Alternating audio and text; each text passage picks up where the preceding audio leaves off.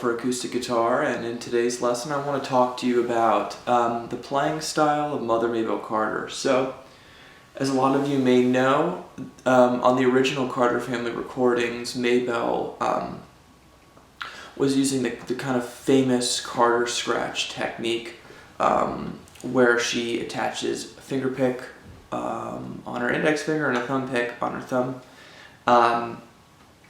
plays the bass notes with her thumb and scratches out the rhythms and higher melodies with her index finger. This lesson is going to focus on kind of extracting some of that knowledge and developing flat picking technique from that. So we're going to work on two songs to achieve that. The first one is kind of a rare or lesser known cut of hers, which is a little bit later, from 1963, which is her version of Cumberland Gap. And the other is a field recording gathered by Mike Seeger, and it is Maybelle playing guitar with an actual flat pick on the Delmore Brothers song called I'm Leaving You. So I want to give special thanks to Norman Blake, actually, who's the one who turned me on to the Mike Seeger field recording. So thank you, Norman. I hope you guys enjoy this lesson. For example 1, for week 1, we're going to start with the A part to Cumberland Gap. So if you're familiar with Cumberland Gap, you may think of this is the B part, since it's the higher part. In the recording, she plays this part first, so to avoid confusion, we're going to refer to it as the A part. So it largely falls on the higher part of the C chord, mostly on the first 3 strings. So starting with the first finger on the first fret of the 2nd string.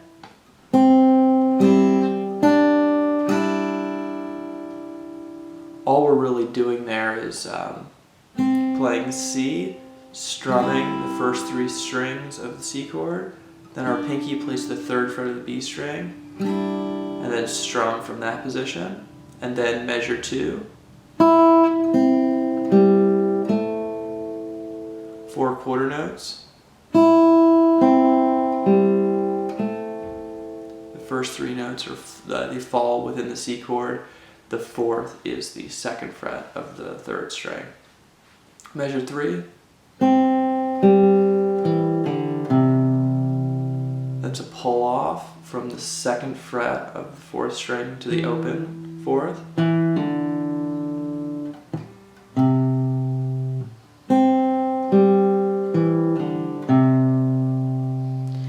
Then in measure 4, we have a grace note at the top of the measure. So it's important not to confuse that with an 8th note. So this is just going to be counted the same as if you just played this as a quarter note. Just a really kind of delicate trill at the top, or ornament. And then that whole section gets repeated, so I'll just play through that.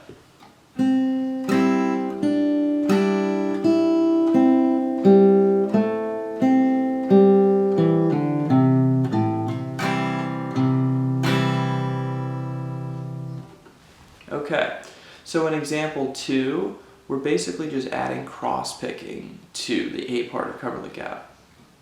So this is a significant challenge for those who are not familiar with cross-picking, but really the most important thing to keep in mind is that for the sake of this lesson, we're going to be using down alternate picking, so down and up. Quarter notes or downbeats get downstrokes, and 8th notes get upbeats or get upstrokes. So we're gonna in a passage like the first measure where we have 8 8th notes, we're gonna alternate between down and up. So first note, downbeat, gets a downstroke. Then we're going down an octave, holding on the C shape, and that's an upstroke.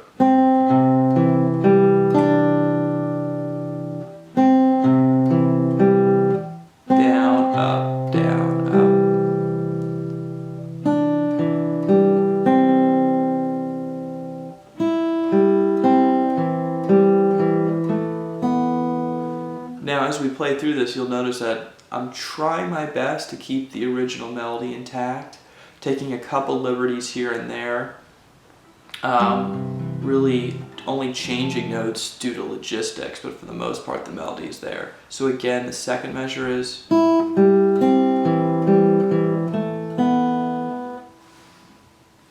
moving into the third.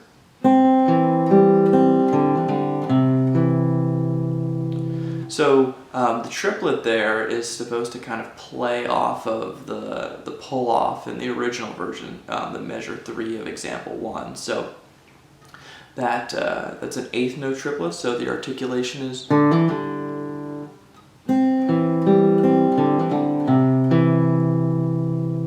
then like example 1, the grace note at the top of the measure. We have some 2 eighth notes and a strumming figure.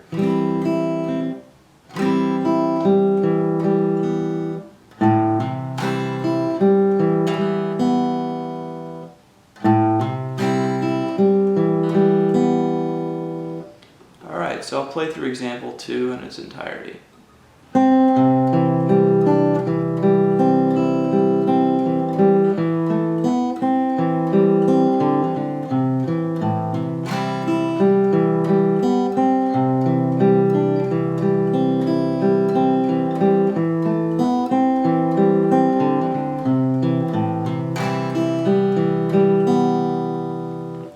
Alright, moving on to example 3 now. Now we have the B part of Cumberland Gap, what we're referring to as the B part. So if you play this in conjunction with example 1, you have the entire kind of Cumberland Gap version that Maybelle plays. So starting with the grace note at the top of measure 1, and then a mono bass pattern, meaning we're doing bass note strum without an alternating bass.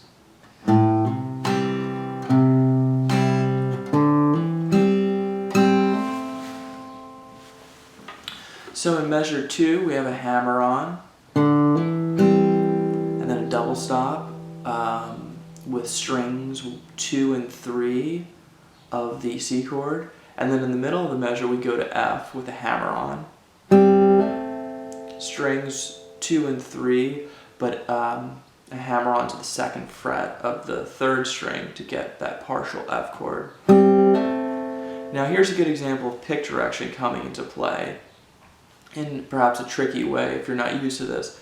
The melody note at the end of measure 2 is on the and of 4, so since it's on the and, it's going to get an upstroke, even though there isn't a downstroke preceding it.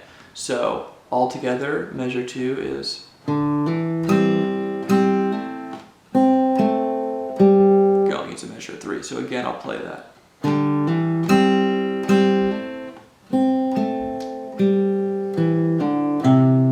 So I moved into measure 3 there again, but measure 3 on its own, which should be largely familiar to you, and then the same pattern that that example started with, which is. Alright, I'll just play through that a couple of times.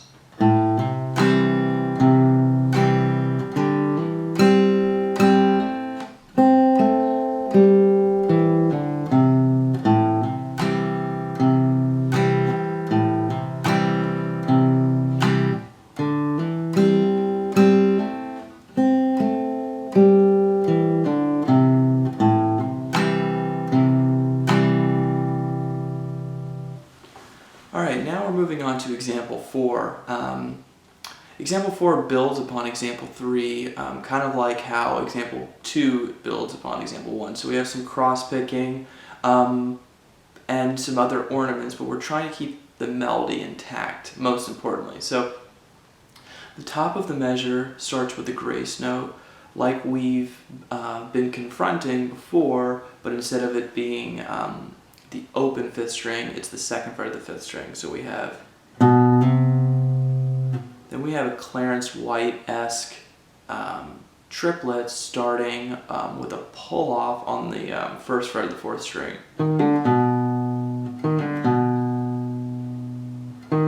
So the downstroke for the first fret, of course the pull off negates a pick stroke, and then upstroke on the second fret of the fifth string.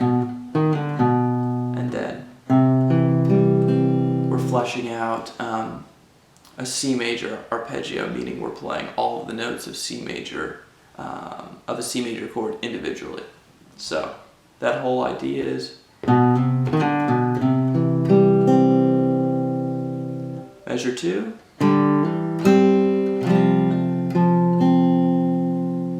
similar to example 3, but with a bit of cross picking at the end and a more fleshed out F chord. The F shape I'm using is this one right here, which looks like a regular F shape, but my ring finger is on the 3rd fret of the 5th string, and my pinky plays the 3rd fret of the 4th string. So basically, it's an F chord with C in the bass, which adds a broader sense of the harmony and is a nice way of kind of filling out an arrangement. So again, measure 2. Going to measure 3.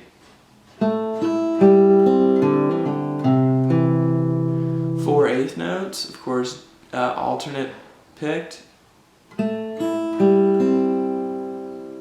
And then another triplet. So we're playing a downstroke on the open 4, hammer on, and then pull off. So, and then 2/8 notes at the end. The same grace note figure in measure 4. And then a lick that I attribute to Norman Blake, which is a chromatic idea which leads us back to the top of C, which is on the low E string, 3, 2, 1, open, 5th, and then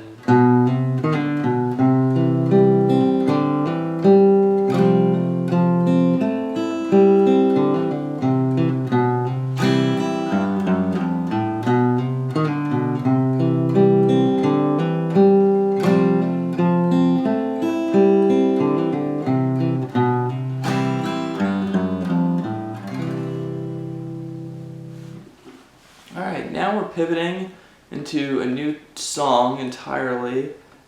This is I'm Leaving You by the Delmore Brothers. Like I said before, this is Maybelle playing with an actual flat pick, and it's a really interesting way of fleshing out or soloing over the tune rather. The melody is intact in some places, but it mostly has a blues kind of feel to it. Oftentimes scalar, sometimes arpeggiated, and sometimes she just uses a kind of a bass note strum pattern. So you'll notice the first measure we have quarter note followed by 2/8 notes, followed by a quarter note, followed by 2/8 notes. So starting here in this kind of position with our middle finger on the 3rd fret of the low E.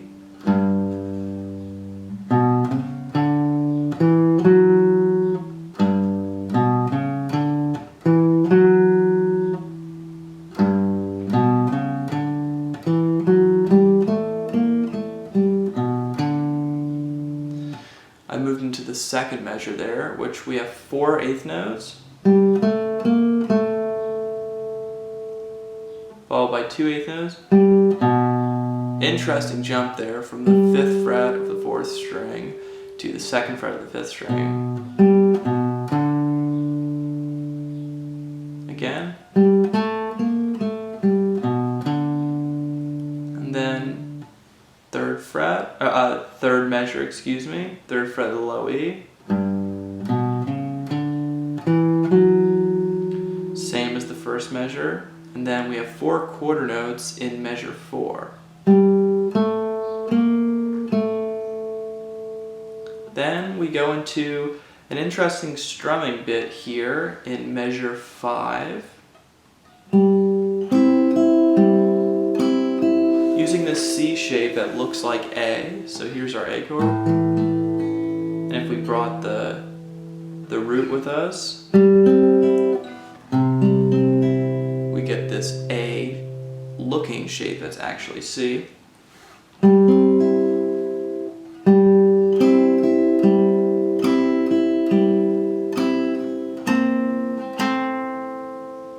Cool line there. So first measure again, quarter note, 2/8, quarter note, 2/8, again, and then 2 quarters. Basically 2 double stops. One right here, and then one right here. We can play those while still having this kind of fretted to have some of those notes ringing as much as possible. As I mentioned in the manuscript of this lesson, this song, played in these closed positions, meaning without open strings, makes it hard for notes to ring over, measure bar lines and into each other between chords and melodic phrases, which is pretty unusual for Maybelle, which is largely why I decided to highlight this, because it represents quite an anomaly in her recorded output. So again, measure 2. Then we have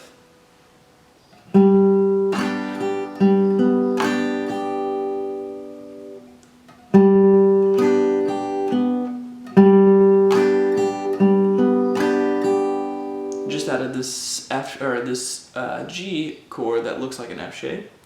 Then we have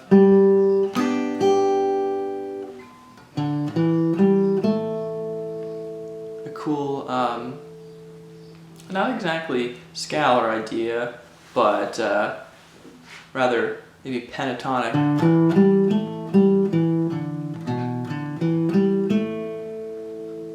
Alright, so again, measure 4.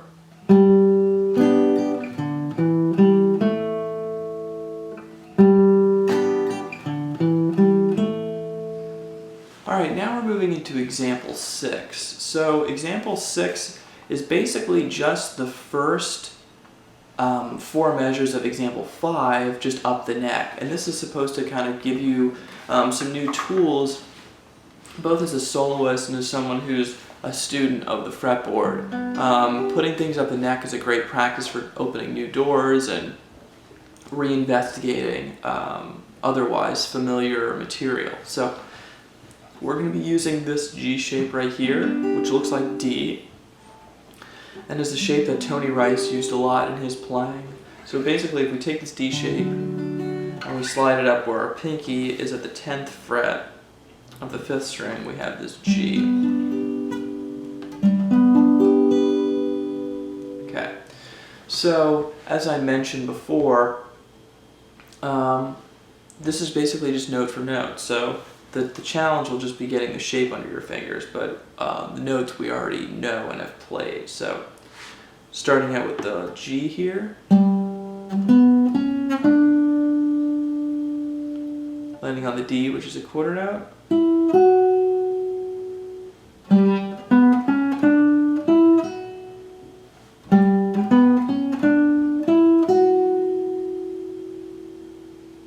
alright, going into the second measure.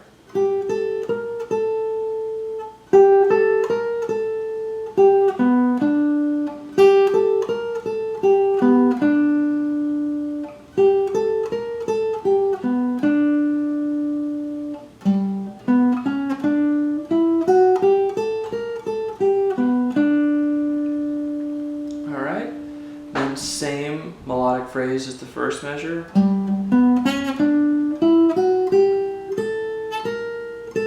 A bit easier to play because the fourth measure is all quarter notes.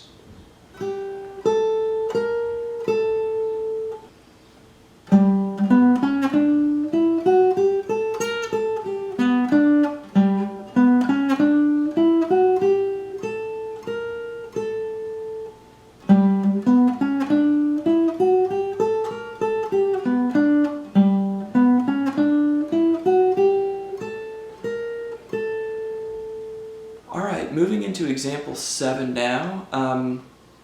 we start with a slide into the G shape here that looks like F, which we've already talked about.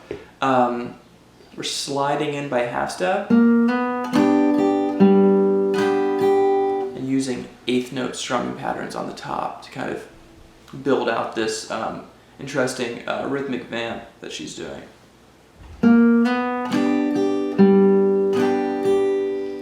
Then we play 2 quarter notes in that same position, and then we have 2 eighth notes,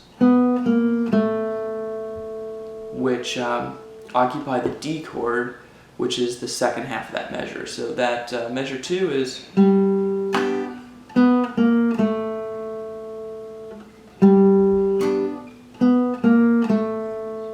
back to G,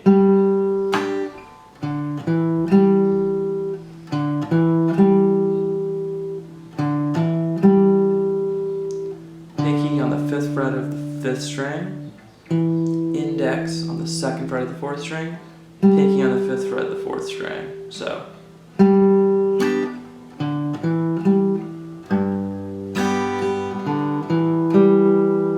then we go into the kind of a more familiar G chord in the cowboy chord position. So we have a bass note, the low G there, eighth note strumming pattern, and then kind of a internal G-lick idea, which we may be familiar with. So the last 2 measures together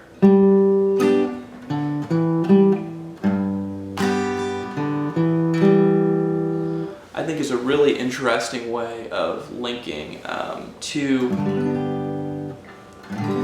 different G shapes, both rhythmically and melodically. Then we start in measure 5 in a similar way to measure 1.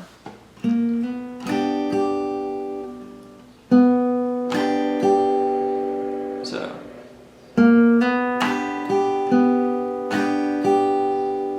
now this is a good example, or kind of a good place for me to talk about dynamics, which I talk about in the manuscript of this lesson, but especially in measures such as measure 5, when we're playing, as in the 3rd beat, this 4th fret of the 3rd string as a bass note, we want to really think about dynamics, because that's such a kind of a thin string that doesn't have the same kind of boominess as like a low G inherently. We have to really think about balancing, and if we want that to come across as a bass note, we really need to kind of think about our attack in relation to the upper strums. In Maybelle's style with the Carter scratch, you'll notice that her bass notes are rather kind of robust, and the upper strums with the index finger are lighter in nature. So to approximate that with a flat pick, we really kind of need to go through and comb the material kind of measure by measure to really get that stylistic quirk out of it. So again, measure 1 there, measure 2, interesting pull off from the 4th fret of the 3rd string.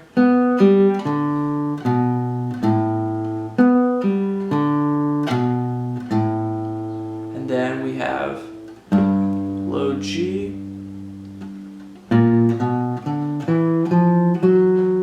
largely chromatic idea, quarter note again, this is measure 3, leading into the strumming figure that we know by now. So again,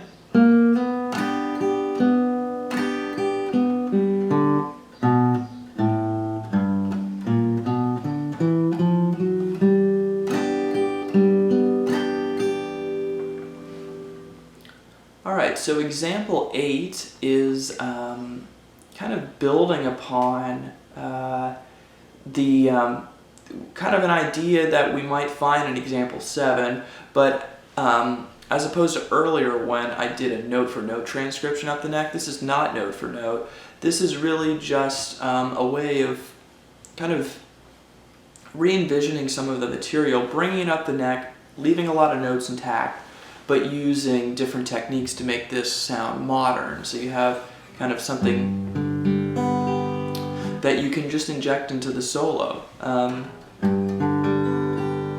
So we're starting in the same G shape as earlier, up the neck here. Starting with a slide from 7 to 9.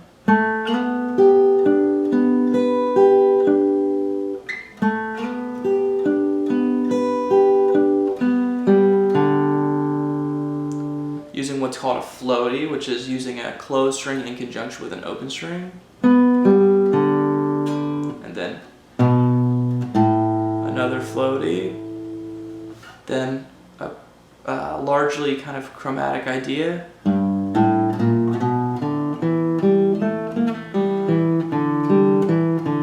Maybe not largely chromatic, but chromatic at the beginning.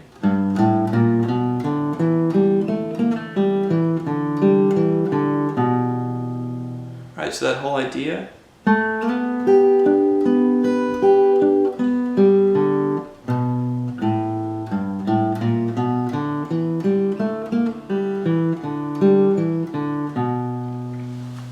Alright, so importantly with this final example, when you're doing the floaties, for example, in measure 2,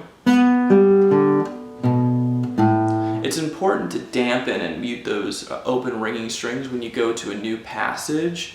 Like for example, muting right there before you get to the 2 final quarter notes, so the harmony doesn't get muddy and things don't kind of ring over into the next idea too long. So using a finger on your left hand, I think it's best executed that way. Okay, so in closing, I just want to say, pay very close attention to dynamics. Do not be afraid to go through these examples measure by measure. Certainly practice with a metronome. As well, and most importantly in my mind, I would suggest listening to the recorded examples that that this lesson pulls from. So Maybelle's playing on Cumberland Gap, as well as her playing on I'm Leaving You, as well. Certainly go back to the original Carter family recordings to really kind of soak in her style and her technique, as well as her approach to dynamics. Because we're playing with a flat pick, we're a bit limited in terms of approximating it exactly, but we can definitely try our best to get as close as possible and then make creative decisions once we have that understanding in mind. So again, thank you so much for tuning in to this lesson for acoustic guitar. I'm Cameron Noller.